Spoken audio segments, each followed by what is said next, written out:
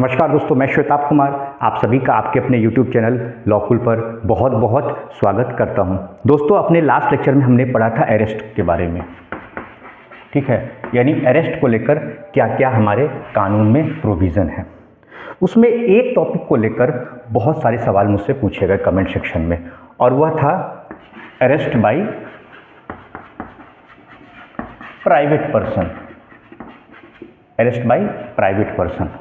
अब ये private person कौन है? यह जो शब्द है ना, ये थोड़ा कंफ्यूज कर रहा है। देखिए, अक्सर क्या होता है कि सोसाइटी में भी यही परसेप्शन है, हम लोग यही जानते हैं कि जो अरेस्ट यानी गिरफ्तारी की जो बात होती है, तो गिरफ्तारी किसे करना है? गिरफ्तारी का काम होता है पुलिस का, ठीक है। लेकिन ये प्राइवेट पर्सन की बात कहाँ से आ गई? कौन है ये प्राइवेट पर्सन? देखिए, कुछ नहीं, मैं भी प्राइवेट पर्सन हूँ और आप जो मेरे जितने व्यूअर्स देख रहे हैं, एक कॉमन सिटीजन, ठीक है। इस देश के आम नागरिक को भी गिरफ्तारी करने का अधिकार है, लेकिन वह कब अधिकार मिलता है? देखिए, हमारे संविधान में भी इस बात को कहा गया है कि अगर आपको अधिकार है तो उसके साथ साथ आपकी कुछ ड्यूटी भी है, ठीक है। जैसे मौलिक अधिकार की अगर हम बात करते हैं हमारे संविधान में, ठीक है, तो उसके साथ साथ क्या है? मौलिक अधिकार के साथ साथ हमारी फंडामेंटल ड्यूटीज़ भी है, ठीक है, फंडामेंटल राइट्स के साथ। तो आज हम लोग यही समझेंगे, अरेस्ट बाय प्राइवेट पर्सन, ठीक है। प्राइवेट पर्सन, वो प्राइवेट पर्सन कोई भी कॉमन सिटीजन हो सकता है, जरूरी नहीं हो पुलिस। पुलिस के लिए तो अलग से कानून में अधिकार दिया ही गया है, लेकिन यहाँ पर बात हो रही है अरेस्ट बाय प्राइवेट पर्सन। देखिए, जैसा कि आप सभी जानते हैं कि जो 1 जुलाई 2024 है, उससे पहले एक हमारा जो प्रोसीजर लॉ था, ठीक है, उसको हम लोग CRPC कहते थे, CRPC 1973। तो CRPC 1973 में जो प्राइवेट पर्सन के द्वारा गिरफ्तारी की बात कही गई थी, वह था आपको सेक्शन 43 के तहत, ठीक है, सेक्शन 43 के तहत। और इस कानून को रिप्लेस करके, यानी अब यह कानून खत्म हो गया है, ठीक है, यह कानून खत्म हो गया है। 1 जुलाई 2024 से यह कानून क्या हो गया है? खत्म हो गया है CRPC। इसकी जगह क्या आ गया है? नया कानून आ गया है, ठीक है। तो वह नया कानून क्या है, इसे आपको समझना होगा। देखिए, यह नया कानून है BNSS, भारतीय नागरिक सुरक्षा संहिता 2023। थोड़ा सा समझ लेते हैं इस कानून के बारे में, इन शॉर्ट बता रहा हूँ, इससे क्वेश्चंस भी आपके बनेंगे। यह कानून आपको कब आता है? तो 1 जुलाई से आता है, 1 जुलाई 2024 से। कब से आता है? 1 जुलाई 2024 से, ठीक है। और इस कानून को मान्यता कब मिलती है? यानी कि जो राष्ट्रपति से जो इस कानून को मंजूरी कब मिलती है? तो इस कानून को मंजूरी मिलती है 25 दिसंबर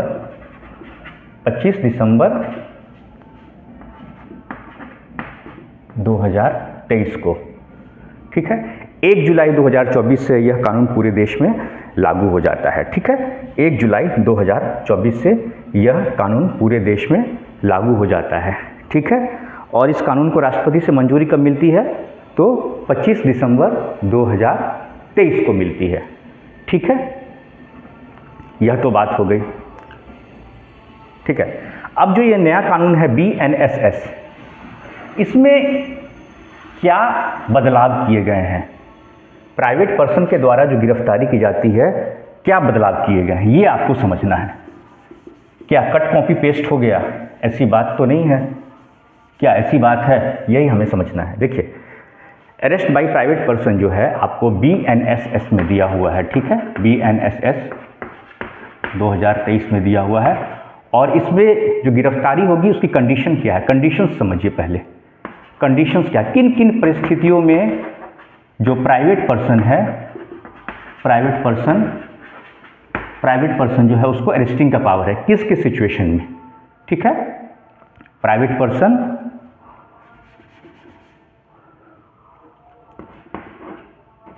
पर्सन पावर टू अरेस्ट, ठीक है, प्राइवेट पर्सन को। पहला कंडीशन है कि जो ऑफेंस है, यानी जो अपराध हुआ है, ऑफेंस क्या होना चाहिए? तो वो ऑफेंस होना चाहिए आपको कॉग्निजेबल, यानी कि कॉग्निजेबल ऑफेंस ऐसे ऑफेंसेस होते हैं जिसमें कि विदाउट वारंट अरेस्टिंग का पावर होता है, ठीक है। गंभीर प्रवृत्ति के जो अपराध होते हैं, कॉग्निजेबल होना चाहिए और नॉन बेलेबल होना चाहिए, गैर जमानती अपराध होना चाहिए। पहला कंडीशन यह हो गया, ठीक है, पहला कंडीशन यह हो गया। दूसरा कंडीशन क्या है, वह कोई प्रोक्लेम्ड ऑफेंडर हो। प्रोक्लेम्ड मतलब जो अपराधी होती है ना, सुनते हैं जो अपराधी होते हैं, जो भगौड़े होते हैं, उनके खिलाफ FIR दर्ज हो जाती है, पुलिस उनको खोजती है, ठीक है, और वो फरार हो जाते हैं, जो फरारी पे रहते हैं, ठीक है, जो भागे हुए रहते हैं, भगौड़े रहते हैं। इस तरह का अगर अपराधी आपको मिल जाता है तो उसकी भी गिरफ्तारी करने का मुझे या आपको, यानी देश के आम नागरिक को, और इसी आम नागरिक को कानून की भाषा में कहा गया है प्राइवेट पर्सन। समझने के लिए प्राइवेट पर्सन इसलिए क्योंकि गिरफ्तारी का अधिकार किसको है, पुलिस को है। प्राइवेट पर्सन जो मैंने यहाँ लिखा है और किसको है, मैजिस्ट्रेट को है, ठीक है। तो यह हो गया प्रोक्लेम्ड ऑफेंडर, ठीक है, प्रोक्लेम्ड ऑफेंडर है, उसको भी आप गिरफ्तार कर सकते हैं। अब इसमें बदलाव क्या हुआ मैं आप बता देता हूँ मैं। देखिए यह क्या है, CRPC में यह बात नहीं थी, जो पुराना जो आपका प्रोसीजर लॉ था उसमें यह बात नहीं थी। और वह बात क्या है, वह बात है कि जैसे ही आप अरेस्टिंग करते हैं, आपकी ड्यूटी क्या है, आपकी ड्यूटी है, पहली ड्यूटी है कि जिस ऑफेंडर को, ठीक है, जिस ऑफेंडर को आपने गिरफ्तार किया है उसको क्या करना है आपको, to hand over to the police officer. Police officer को कर देना है अगर वहां पर है, नहीं तो क्या करना है, पुलिस स्टेशन पे उसको आपको लेकर जाना है। लेकिन कितने देर में ये सब कुछ करना है, यह बात CRPC में नहीं थी। कितने देर में आपको पुलिस के कस्टडी में उसको देना है, हैंडओवर करना है, या पुलिस स्टेशन में उसको, पुलिस मान लीजिए पुलिसकर्मी वहाँ पर नहीं है, पुलिस ऑफिसर वहाँ पर नहीं है, तो फिर आप क्या करेंगे, तो पुलिस स्टेशन लेकर जाएंगे। तो कितनी देर में ये करना है, तो नए कानून में दिया हुआ है विदिन 6 आवर, 6 घंटे के अंदर अंदर। कब से, जब से आपने उसे गिरफ्तार किया है, जब से आपने उसे अरेस्ट किया, गिरफ्तार किया। ये नहीं कि पकड़ के बांध के रख दिए हैं कहीं भी, यह नहीं है। आपने गिरफ्तार किया है, 6 घंटे के अंदर अंदर, विदिन 6 आवर्स, 6 घंटे के अंदर उस गिरफ्तार किए हुए व्यक्ति को आपको हैंड ओवर कर देना है। किसको हैंड ओवर करना है, अगर मान लीजिए गश्ती पर कोई पुलिस की टीम है, ठीक है, या वहीं पर कोई पुलिस ऑफिशियल आपको मिल गया तो उनको हैंड ओवर कर दीजिए। नहीं मिलता है तो पुलिस स्टेशन ले जाइए, आप अपने थाने ले जाइए, वहाँ से फिर पुलिस देखेगी कि किस जुरिक्शन में आता है, ठीक है। मान लीजिए भगौड़ा अपराधी तो जरूरी नहीं उसी थाना क्षेत्र का, किसी और थाना क्षेत्र का भी हो सकता है, कहीं का भी हो सकता है, ठीक है। उसका पुलिस अपनी प्रक्रिया करेगी। अब पुलिस की प्रक्रिया देख लीजिए, पुलिस क्या करती है। देखिए पुलिस क्या करेगी, पुलिस का काम क्या होता है। अब आपने तो अपना काम कर दिया, आपने क्या किया, आपने अपना काम सेक्शन 40 के तहत कर दिया। अब पुलिस के पास 2 सेक्शन होता है, एक होता है सेक्शन 35 का सबसेक्शन 1 और एक होता है सेक्शन 39। सेक्शन 35 बात करता है आपको, किसकी बात करता है, कॉग्निजेबल ऑफेंस की बात करता है। तो यहाँ पुलिस जो कस्टडी लेगी वो, ठीक है, पुलिस जो कस्टडी लेती है, तो अगर वो कॉग्निजेबल ऑफेंस है तब तो पुलिस उसको इमीडिएट अरेस्ट कर लेगी। क्या करेगी, अपनी कस्टडी में लेगी। कस्टडी में कैसे लेगी, अरेस्ट करके, उसको गिरफ्तार करके, तुरंत इमीडिएट उसको, इमीडिएट इफेक्ट से उसको क्या करेगी, पुलिस गिरफ्तार कर लेगी।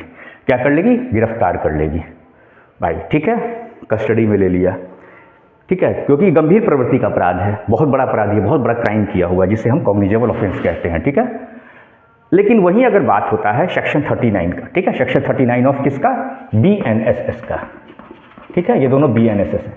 तो BNSS के तहत अगर सेक्शन 39 के अंदर अगर वो व्यक्ति जिसे गिरफ्तार किया गया है प्राइवेट पर्सन के द्वारा वह आता है, तो सेक्शन 39 क्या कहता है, यह जो छोटे मोटे अपराध होते हैं, नॉन कॉग्निजेबल ऑफेंस होते हैं, ठीक है, नॉन कॉग्निजेबल ऑफेंस होते हैं, तो यहाँ पुलिस गिरफ्तार नहीं कर सकती है, यहाँ मैजिस्ट्रेट का ऑर्डर लेना होगा।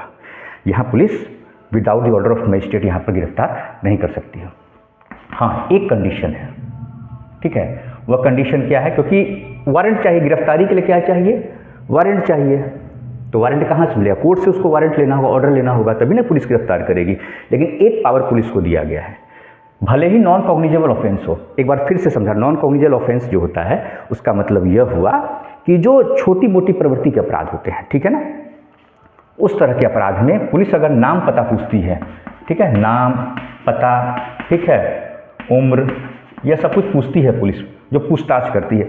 अगर उस व्यक्ति ने नहीं बताया, छुपाया और संदिग्ध लग रहा है वह, ठीक है, उस पर डाउट हो रहा है कि उसने और भी कोई क्राइम तो नहीं किया है, तो वैसी सिचुएशन में पुलिस आगे की तफ्तीश के लिए, पूछताछ के लिए, ठीक है, उसको क्या करेगी, पुलिस गिरफ्तार कर लेगी। यहाँ भी पुलिस अरेस्ट कर लेगी। इसलिए भाई साहब, अगर छोटा मोटा अपराध है, पुलिस पूछताछ करती है, तो जो भी है आप पुलिस का सहयोग करें, ठीक है।